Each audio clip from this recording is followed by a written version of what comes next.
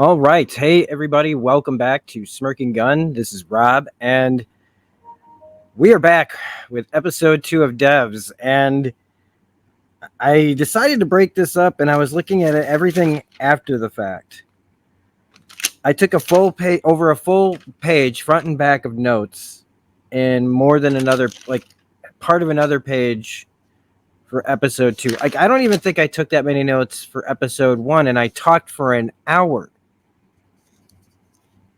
I don't think it's going to be like that. I think these are more concise, but I think there's a lot to still say about episode 2 of DEVS that we're about to talk about. So if you're liking this, don't forget to hit like and subscribe and all that stuff.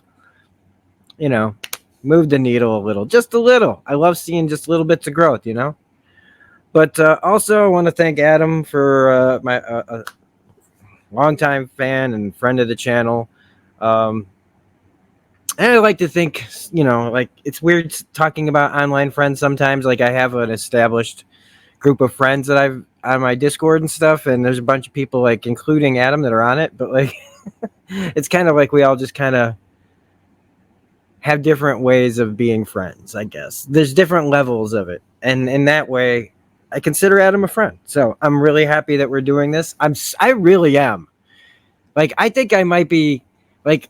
Man in the High Castle was a great way to jumpstart this kind of look back a little bit, and going back and looking at the DEVS now after the fact was a good decision made by all parties. Anybody who watches this show is in for something cool and different. And you know, again, Alex Garland has his own style and different ways of telling a story and really subverting expectations.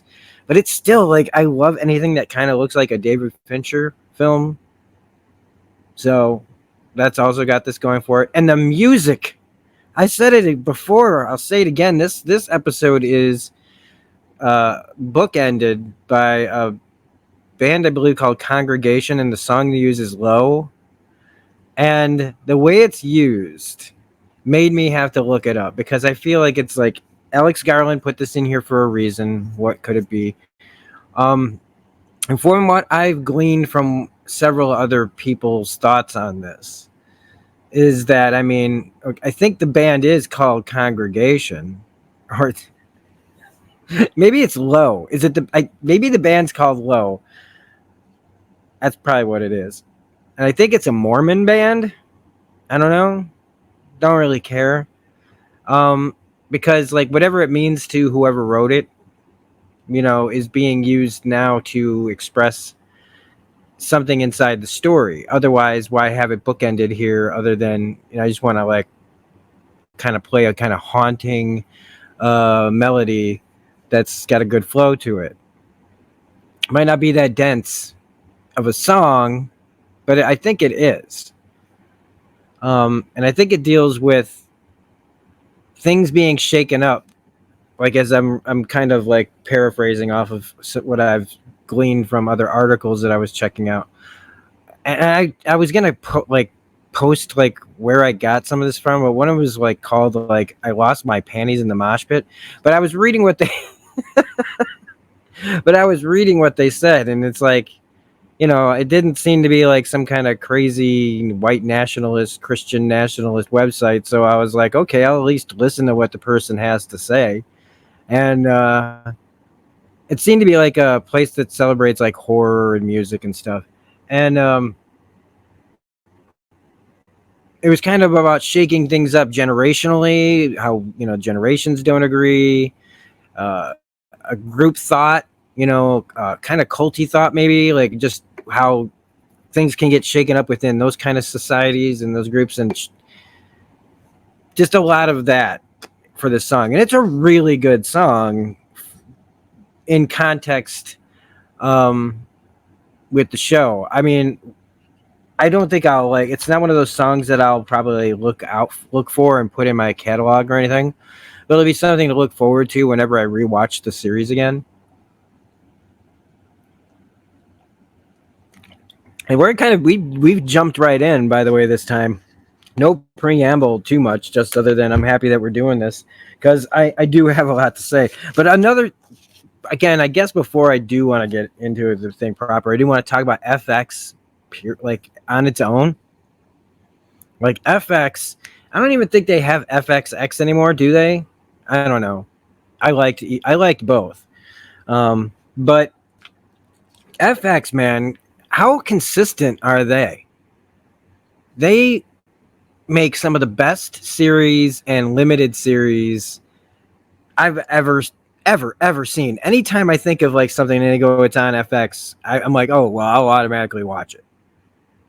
Like, I mean, there's sometimes where I'll like look at something and go, I don't know, but like, I still haven't, for some damn reason, watched Fosse Verdine. Is that what it's called? The one with Sam Rockwell and Michelle Williams. Still haven't watched it, and Sam Rockwell is like one of my favorite actors.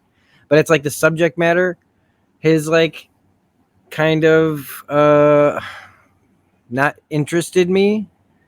I know that Bob Fosse is like fascinating to people, but I think I'll just have to watch this and see if it's as fascinating as everybody else thinks one of these days.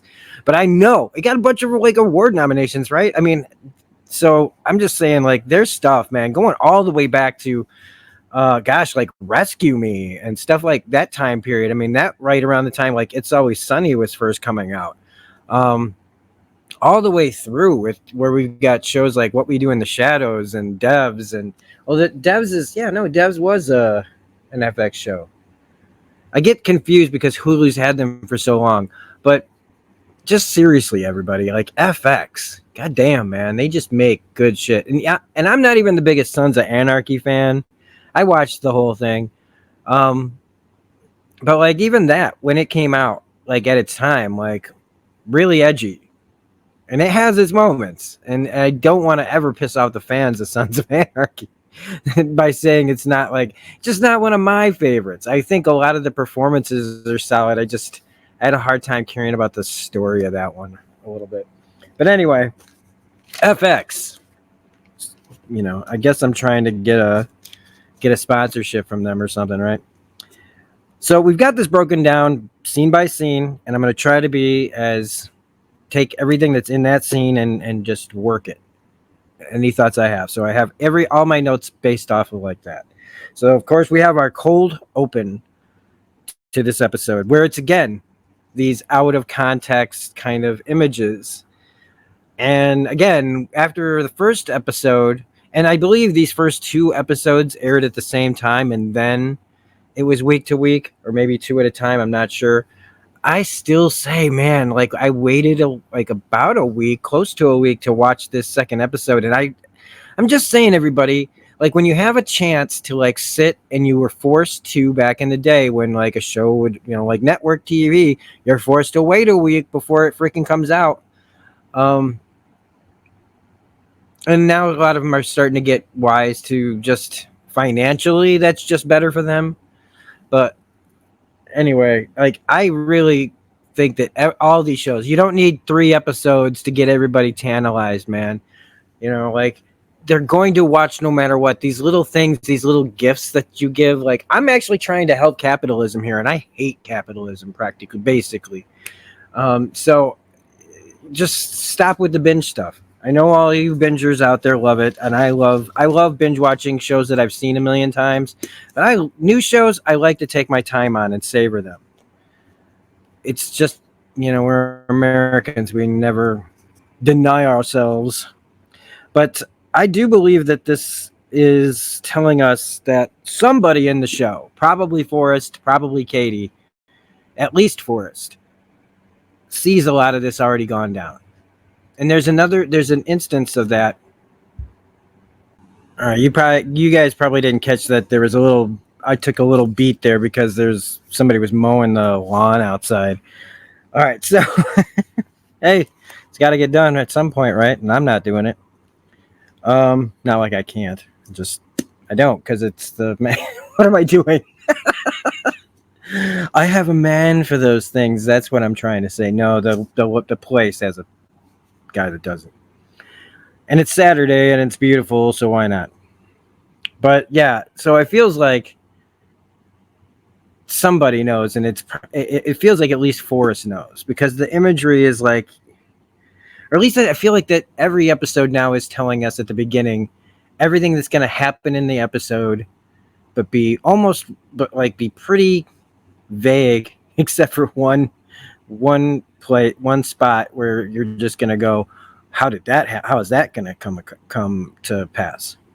But it's seeing like Sergey burned, seeing Lily screaming, seeing Kaylee Spaney's Lyndon, who Kaylee Spaney, we'll get to her. But I love her name, the way that her Kaylee Spaney, I love the name, and especially how it's spelled. I feel like just reading it, if you like read something and you go, and then Kaylee Spaney, she reads like it's like a fictional character already. But she's in the lab looking deep in thought. Then you have Stuart in a field outside, feeling the sun on his face, and the woods around DEVS right outside. And then you have someone in a struggle at a parking garage. Okay, that's a big, like, okay, how does that happen? And then you have Katie also looking deep in thought in the lab, same as Lyndon. And then Forrest is sitting at a desk, and he has a sudden outburst of, like, frustrated anger. I'm kind of inferring, like, contemplative and frustrated from what I know of the characters, what I think they're going through as far as, like, mentally about what they've done and how they're handling it, each one. Katie probably justifying it more, Forrest agonizing it more. So we get all of our characters actually in this. Because I think even Jamie's in there somewhere.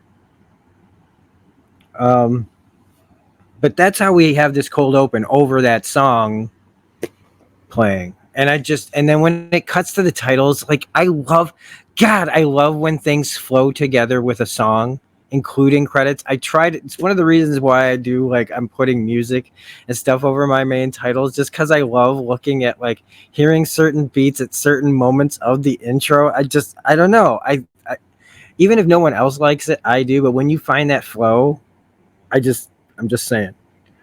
So our first scene is Forrest and Lily. So all this is taking place, like, right as they found him burned up, and all that's, like, we're now at the beginning.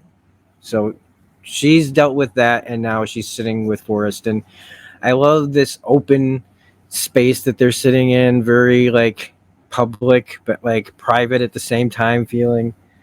And this scene is so good because of, like, there's something about, like, what Anton says, and again, this is for people who have watched this. So if you haven't watched this, get the hell out of here.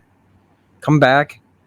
Watch it. Is there a Blu-ray for this? If there's a Blu-ray for this, I'm buying it. So then I can always have it and not worry about getting Hulu whenever I decide to revisit it. Get your media. Buy physical media, folks. Please, for the love of God, for your own sake, buy physical media. I know streaming and everything is cheap, but at least keep the Blu-rays you have and keep them in good condition, DVDs, all that shit.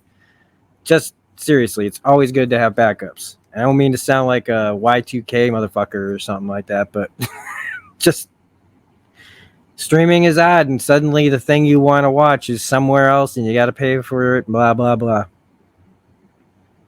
But this scene of what's supposed to be like comfort and care, and the performance that Offerman's doing as his character is also doing a performance is just so great.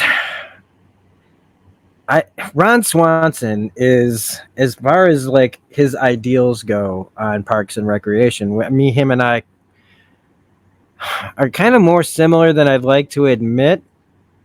Just because I think a libertarian. I think the character is a libertarian or something like that.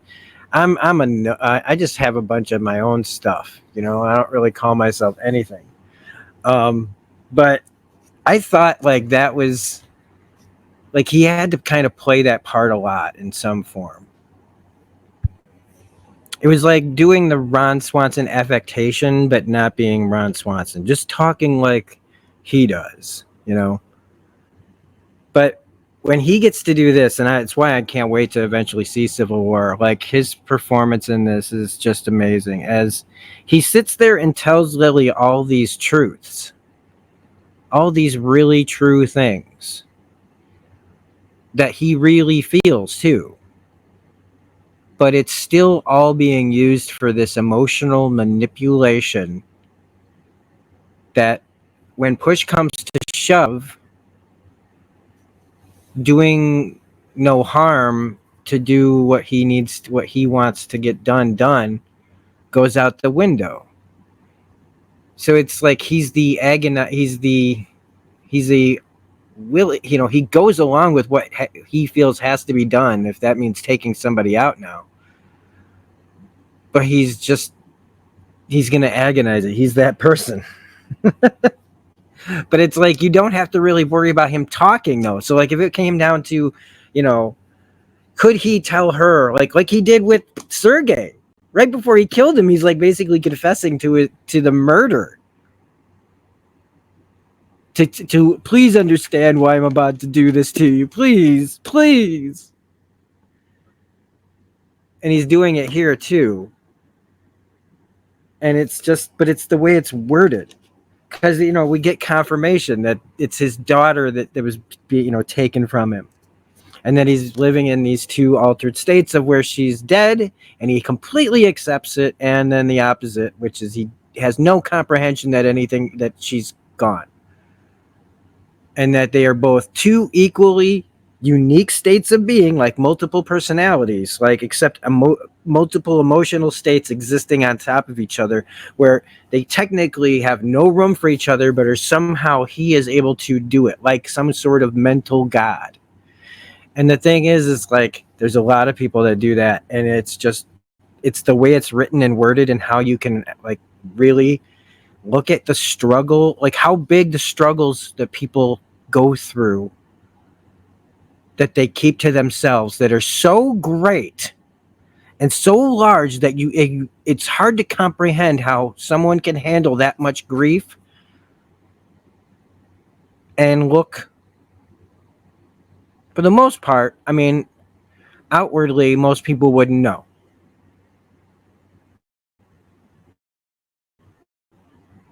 And be able to do that in his performance is amazing.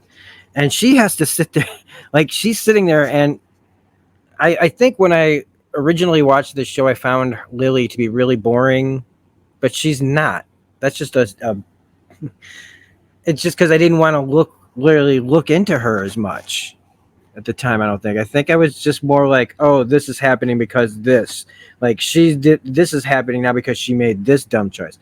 But like, she's doing what the character would do. Like, as I think more as I play more and more D&D, and I start thinking about more and more like the role playing elements of all that. This is what the character is. She lives inside her head. Because later a character says something that goes like, well, I've never seen that side of her, but that's just because this is, we're not telling that story. We don't get to see all inside her head. We see it by her actions, not by what she's vocalizing. And I love that. So she sits there and listens, and she's taking it all in. Some people might think that, she's just a plank of wood or something, but she's not. And, so he's talking about his daughter here, and just all this way to like talk about his grief and how his grief is like her grief, and that it's all having these feelings that he's feeling the way he describes them, man, are implausible, absurd, untrue. But like, it's still happening. And he holds both of these things, this comprehension and non-comprehension, at the same time, and he still does, he says. So this is his way of talking about grief to her and what she's going through. And on one end, he is completely on it. This is an honest conversation of, I know what you're feeling, and I honestly am trying to reach you and make you feel better. I'm obviously omitting the fact that I killed him. I mean, I allowed him to die, and I didn't stop it. I wanted it to happen because he was going to expose me, and he's a spy, and he's like talking about how there's nothing you can say, and that's true. There's, people like whatever somebody's going through, for the most part, almost in all things, all we can do is be there, try to say the right thing, and because the person's going to do what they're going to do, and whatever time they need or don't need is just going to be the way it is. But he also talks about duty of care, and that anything she needs, her job is there, she's still getting paid. It's, all these things that you would want in at least an employer, right? Like, to the most understanding employer. Now, of course, her boyfriend did set fire to himself, so I mean, this level of compassion is warranted, even though we all know it's bullshit. I mean, that's his dead body there, I'm sure. But like, being manipulated by that, it's, again, the American doublespeak, as he's talking, that I've gotten alluded to and we were getting to. It's all here. It's all over this episode. I really think that the whole theme of this episode is just American doublespeak. And that American doublespeak, man, I mean, if you honestly don't know what it means, or you know it by another name or whatever, it's how we're really good at, I don't know if I would call it good, but we really like to fall back on the talking, saying things without like what they're going through right now with the where people talk about Trump and the finding the votes thing. I need you to find me 11,000 votes. And now we know what that means. We all know what it means when somebody says that. It doesn't mean just find me the thing. It means create the thing. But find is the convenient word they use because, if anybody says it, But I mean, it feels like at some point when we all know what it really means in context, shouldn't we all start just calling out the doublespeak? We have the freedom to say whatever we want, but like, shouldn't we also be free to call people out on what they say? That's the whole other part of the point, right? You have the freedom to say anything you want, but you also have to suffer the consequences of what you say. So it's when people say, "Oh, I can't say this, I'm silenced." It's because you know that if you say it, there are consequences to your words. And so you want to call that censorship, but it's your own self-censorship, because guess what? If you were actually brave, you wouldn't give a fuck. And you just say the thing and accept the consequences and then say, I stand by my actions. But you actually feel, it's another way of showing that you feel bad and you're mad that people don't see things your way. Wow. We're talking about a scene, and this is where it leads in my head to like talk about it. Of like, everything is basically, I didn't say that. I alluded to it, but I didn't say it. Everybody is just alluding to shit these days. Most of the YouTube grifters, that's their whole fucking game. I didn't actually say that. I let somebody else either say it for me, or I'll use those very carefully worded things that make you go, and we all just, it's this, like, we all have the decoder ring, folks, right at the top of every Nerdrotic episode. Everybody pull out your Nerdrotic decoder rings or critical drinker rings, whatever the fuck, and then we just tune in that dial, and we all know what everybody else is saying. But when we get called out on it, like by our parents, we'll just say, Mom, that's not weed, that's incense. We all know what it's the difference, you motherfuckers. And it's time there needs to be some, wow. This has gone off like Toonsis in an SNL sketch, man. The cat has gone off the cliff. But I stand by everything I'm saying. But that's like the power of like what this writing can do, to me at least. Whew.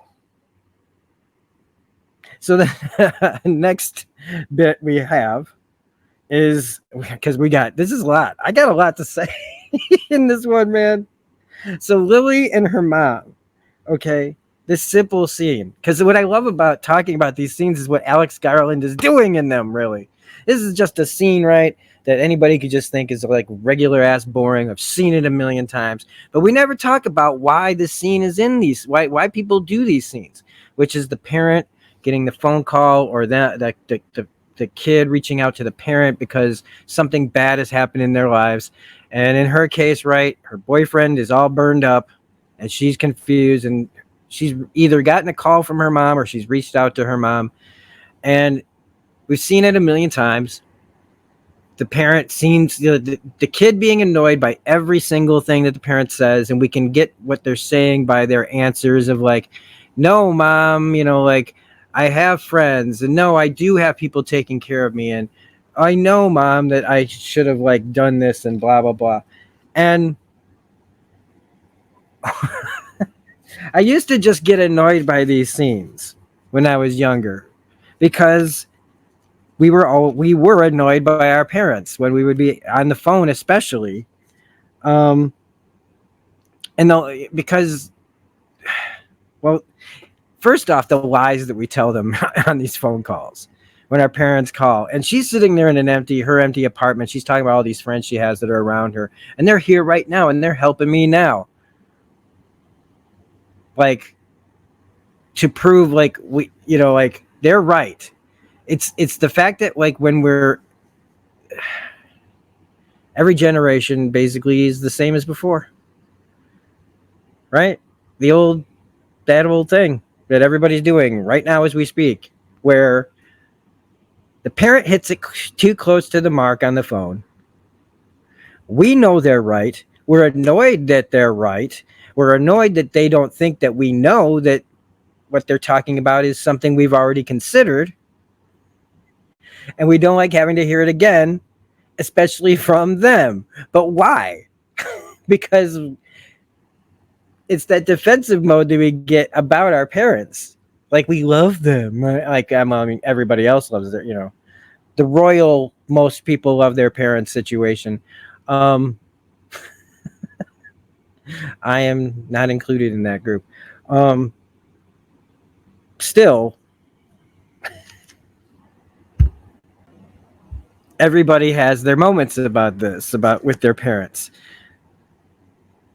But it's like, we reject it because we're mad that they're like the bad feelings that we get, we don't already know, but like we should be appreciating it, right? That they're reaching out in a helpful way.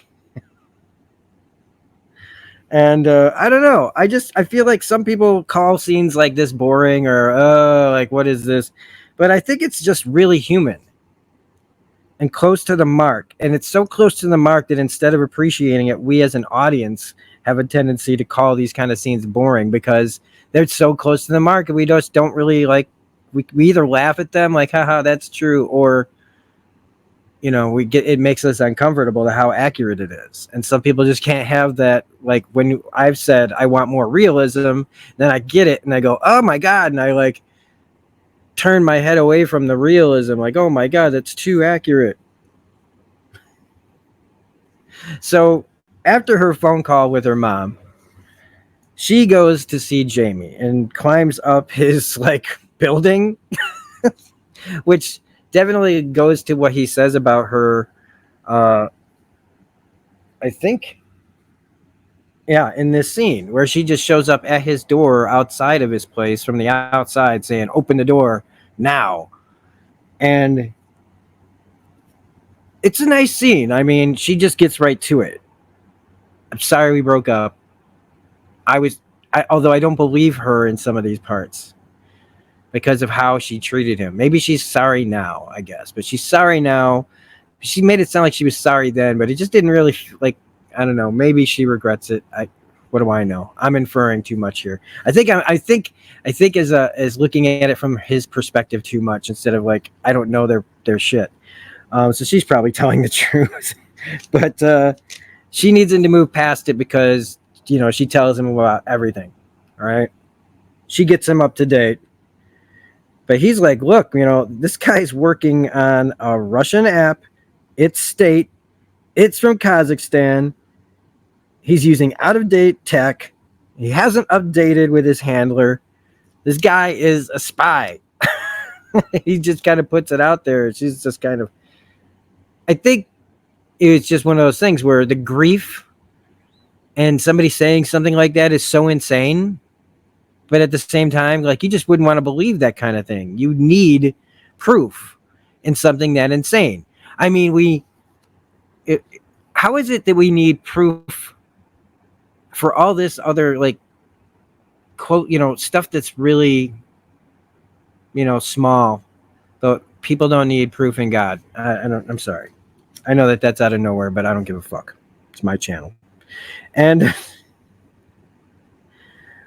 he was afraid for her because oh wait, that's not here yet. Sorry.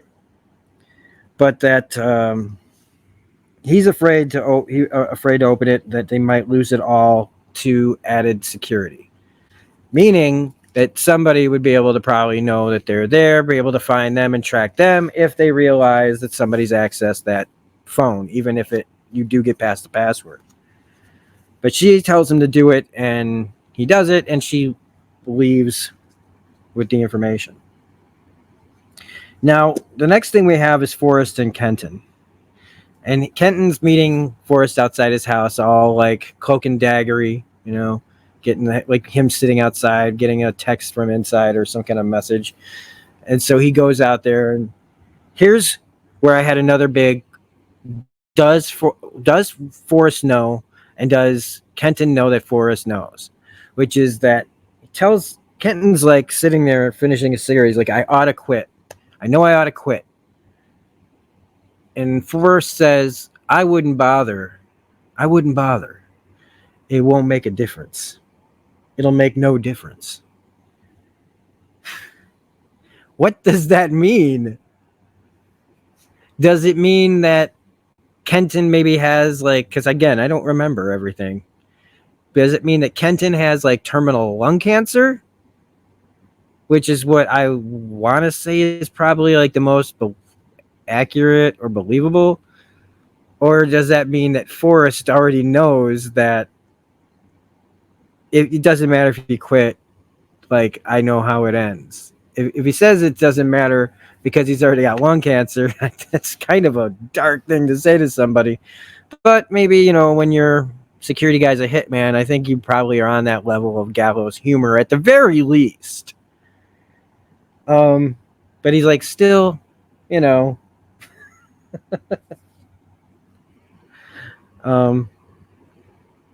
so they're talking about Lily here. And again, this bullshit, like the hypocritical side of it, he's talking about how, like, I understand she's still grieving. Her grief will pass, as it will. And Kenton just looks at it. He's just like, well, it hasn't for you. And when he says that, again, and this is before I started getting into the, like, where later on Anton talks about doublespeak, and how that kind of, if you hadn't been paying attention, shows all the doublespeak happening. But it was in this scene where I went, is he actually saying, do you want me to kill her?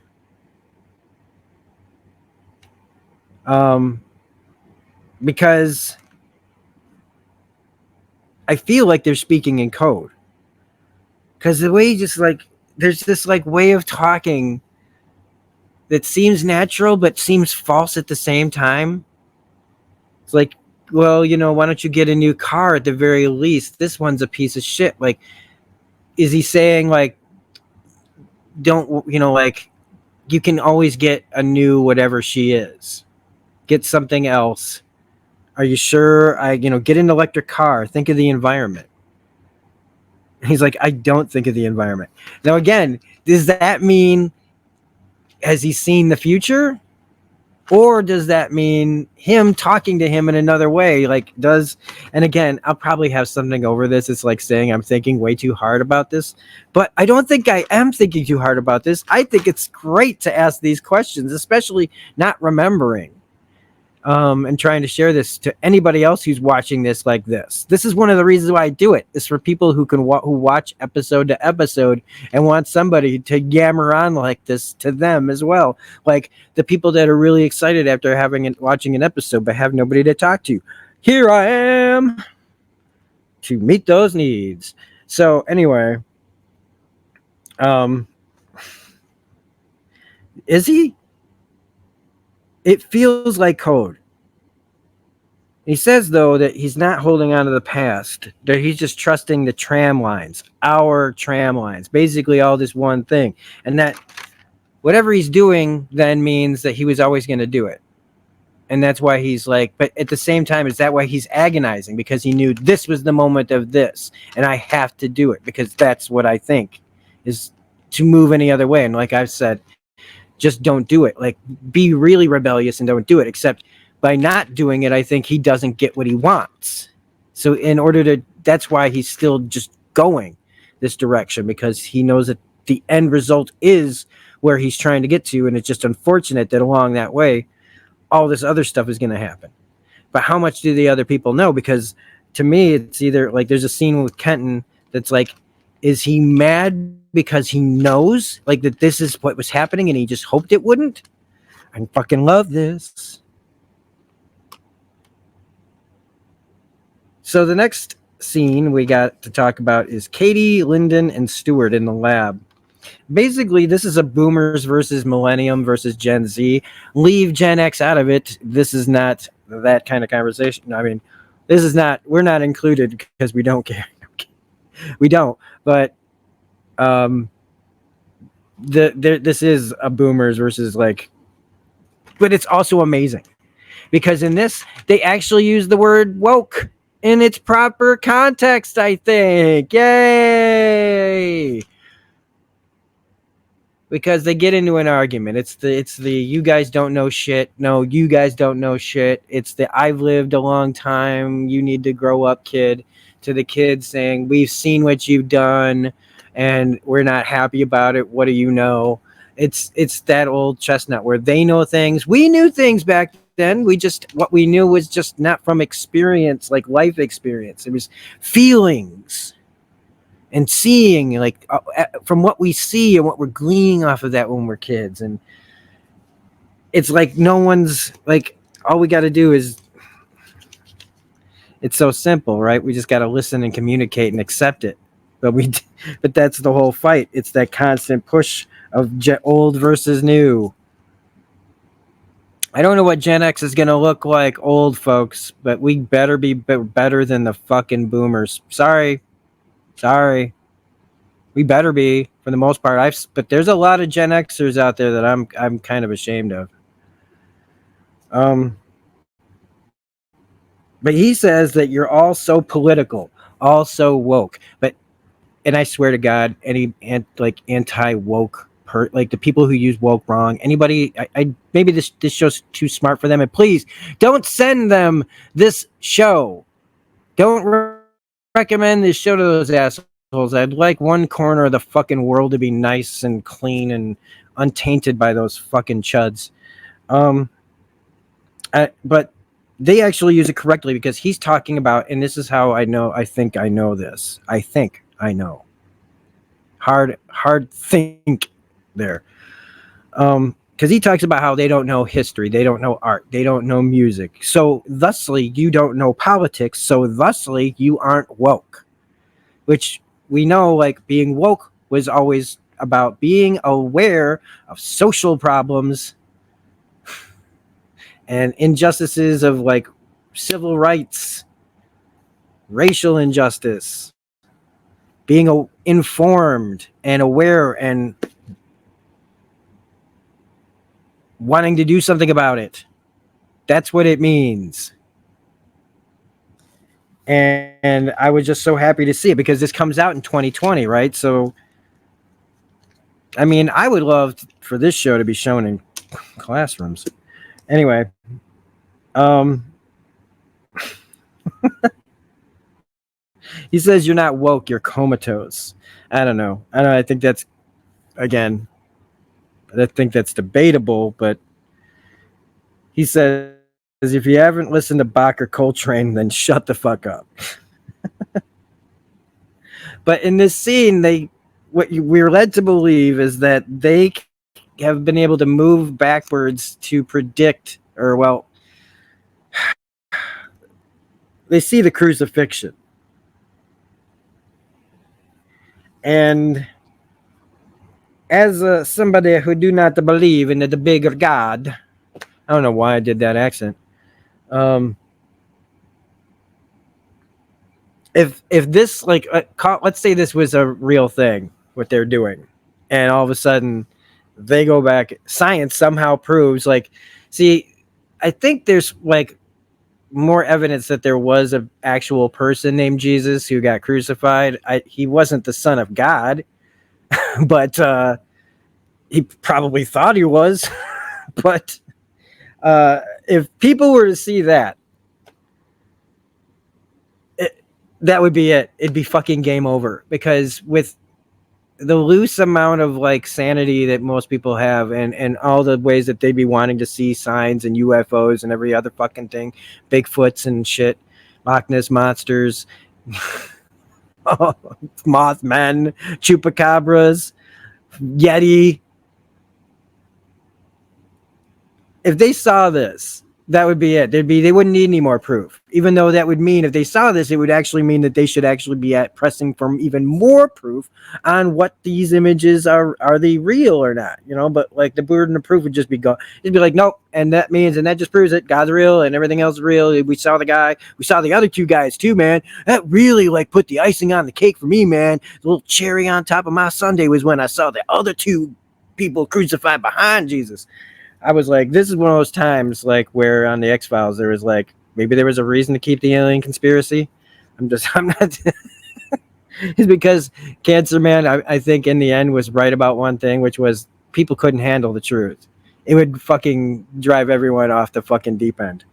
It's just about the cost of truth. Like, do we deserve to know the truth and go crazy?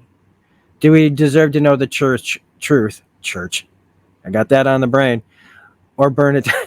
And then I say burn it down. Like, do we deserve to know the truth even though we might burn everything down? I think I'm kind of leaning towards we need the truth. But anyway, we have Lily meeting Anton. So we find out, we see that he hasn't checked in with his handler on the phone, and she types in meet, and he immediately is just like, is this Lily? We need to meet up, man. And I'm thinking he gives her the address. The phone gets deleted in front of her. Information gets deleted. I don't know if it actually looks like that when you do it. I think it probably just goes blank screen. But this is where you call the feds, girl. I don't know. You don't go there. You don't go to a Russian spy when their asset just died. You're going to die. Now, again, they establish in the scene coming up with Jamie later that this is pretty much something she would do, though.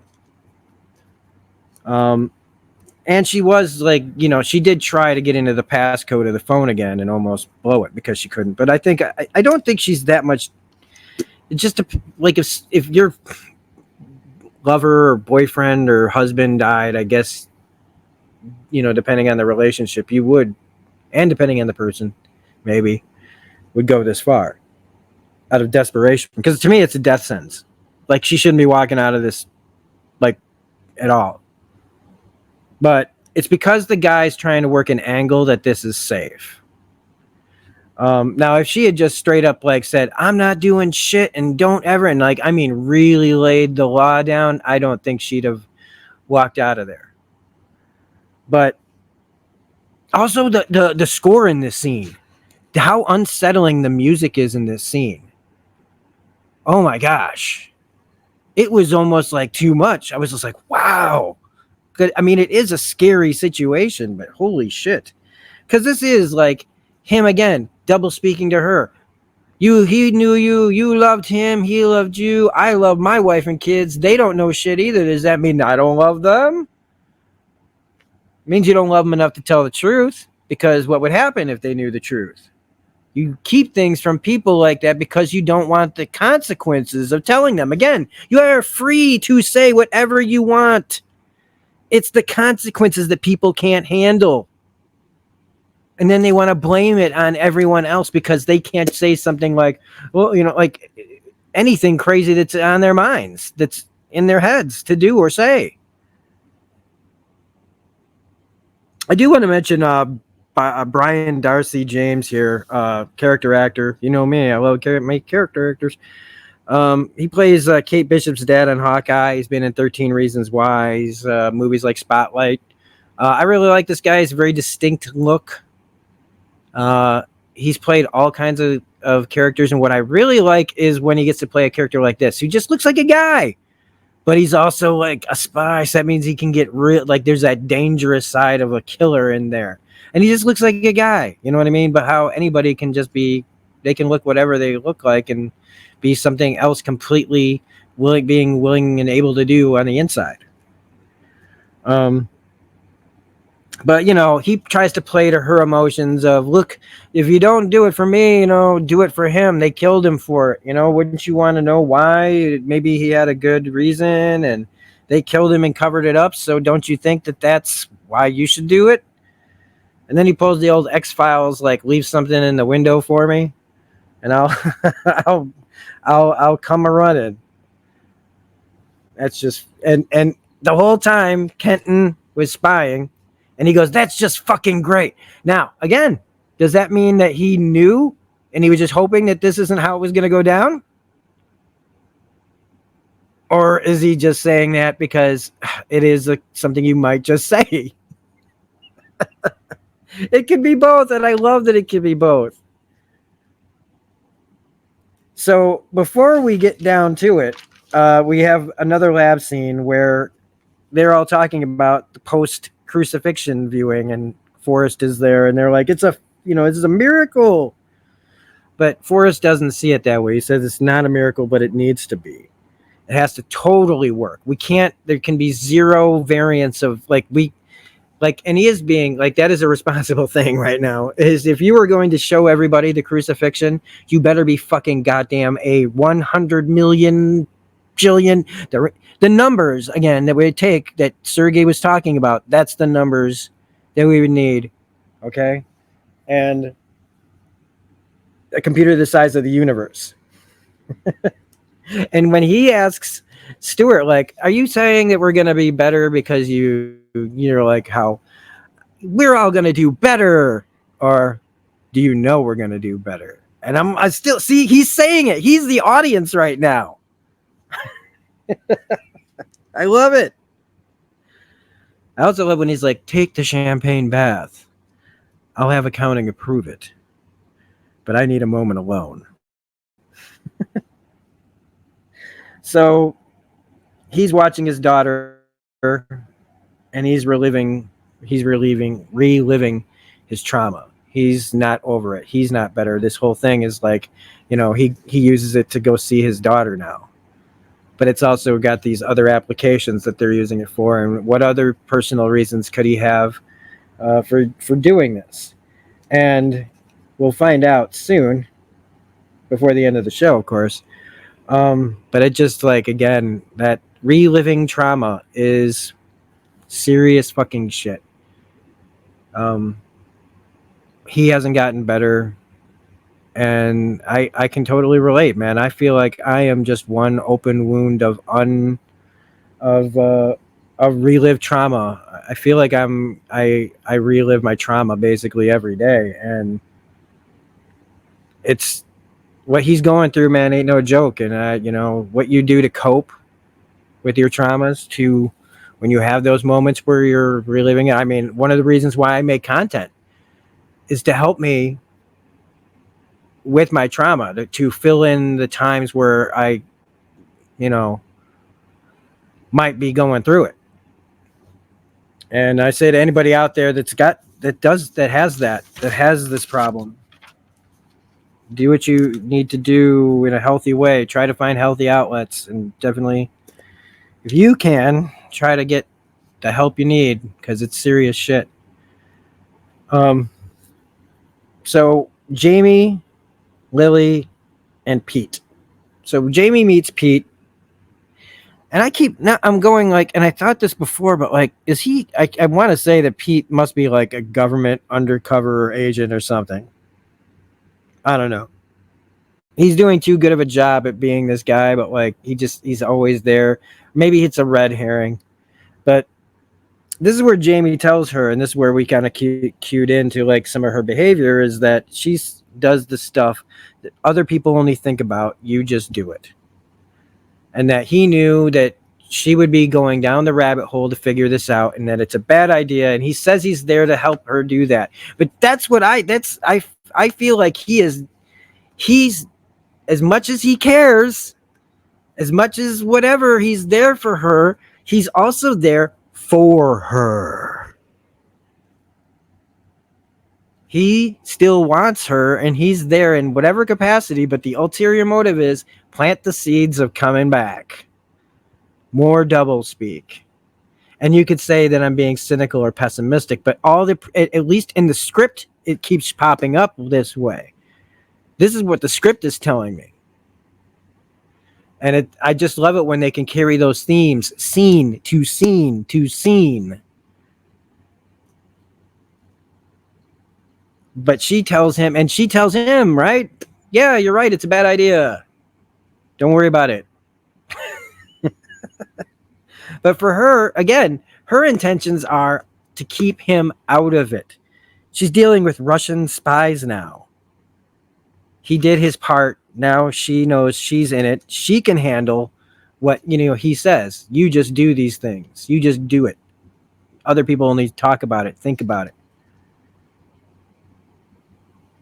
And when he leaves and then tells him I'll give you $10 to never talk to me again. And then he immediately starts talking. I loved it. He was like, yeah, thanks for the $20, motherfucker. I'm homeless. Or am I? And our final basic full circle moment, because we've had like those no context scenes, but I don't think we saw dude out in the sun though. Maybe that's where he went after the meeting with everybody. And maybe where dude slammed his hand on the table was maybe just, knowing more and more like what's going on and how this is costing lives and things. But Kenton meets Anton in the parking garage, and we have this incredible slow-mo fight that is just, how fast this was, and just to see it all slowed down and all its like visceral human glory of just kill or be killed in the moment. I mean, Kenton gets stabbed, and I know that I'm skipping over the conversation, right? But it's like because he tells her like, I know what you tells him, I know what you are, and I know why you're doing this. The girl, I will shut her down too. I shut your dude down, but she's an innocent, a bright kid, and you remember what innocence is, right? And just, can you let it go, please, man? One professional to another. And his answer being like, but you don't give a shit about her. You're just using her as leverage. And this is where he says at the end of the episode about American doublespeak. And all these things that I had been writing down and thinking about all fucking clicked into place. Like, I was right.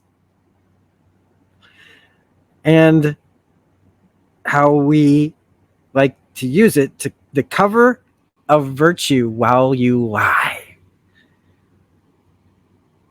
And then he stabs him and they get this amazing foot. Now, like, seriously, the cover of virtue while you lie is everywhere in I'm gonna look. I'm sure it's everywhere in the world, but here in the good old U.S. of A., it is in our face every day. Every time we turn on, like if I'm on YouTube and I go to anything practically, it just seems like it is every single motherfucker out there is just full of shit, and they are telling me it with a double speak bullshit. Everybody is saying something and not saying anything at all. Everyone is just so full of shit.